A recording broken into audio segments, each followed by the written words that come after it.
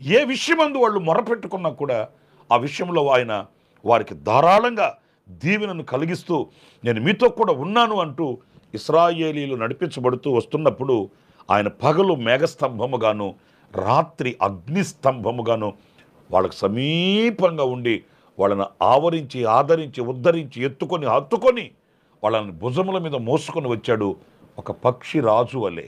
ప్రేమైన వారలారా, వారికే కాదు, ఈనాడు మన విశ్వాస యాత్రలో కూడా ఆత్మీయ ఇశ్రాయేలీలమైన మనకు కూడా మనము ఎప్పుడు నిజముగా ఆయనకు మొరపెడతామో, లేఖనాలు చెప్తున్న సత్యం అండి ఇది. నేను చెప్తున్న కల్లబుల్లి మాటలు కాదు, ఏదో మిమ్మల్ని ప్రోత్సహించడానికి మిమ్మల్ని ధైర్యపరచడానికి నేను కవ్వించి మిమ్మల్ని మెప్పించేది కాదు ఈ మాటలు. సత్య గ్రంథం చెప్తున్న మాటలు. నిజముగా మొరపెట్టు వానికి ఆయన సమీపంగా ఉంటాడంట.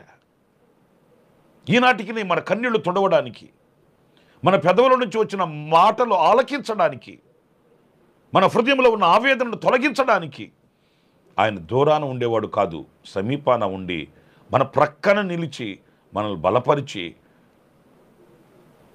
ఆయన మన ఎడల తన కృపను విస్తరింపచేయడానికి ఆయన సిద్ధంగా ఉన్న ఏకైక దేవుడు నజరేయుడైన యేసు. ఒకవేళ నా ప్రియ సహోదరులారా, మన వాళ్ళు మనకు అందుబాటులో లేకపోవచ్చు, మన వాళ్ళు మనకు సమీపాన లేకపోవచ్చు. కొంతమంది చెప్తుంటారు, అయ్యా మా అబ్బాయి ఇతర దేశాల్లో చదువుతున్నాడు, నాకేమైనా ఇక్కడ అయితే నాకెవరున్నారండి అని వాపోతుంటారు తెలియక.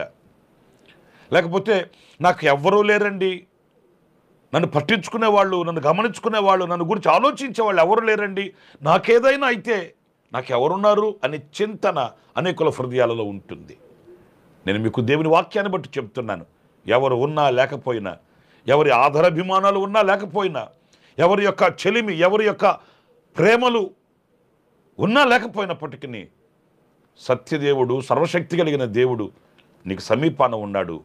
ఆయన నీ కొరకై మహిమను విడిచి ఈ భూమిపైకి దిగివచ్చి నీ ప్రక్కన నిలిచి ఉన్నాడు అనేది ఏనాడు కూడా మర్చిపోకూడదని దేవుని వాక్యమును బట్టి నేను మీకు తెలియపరుస్తూ ఉన్నాను.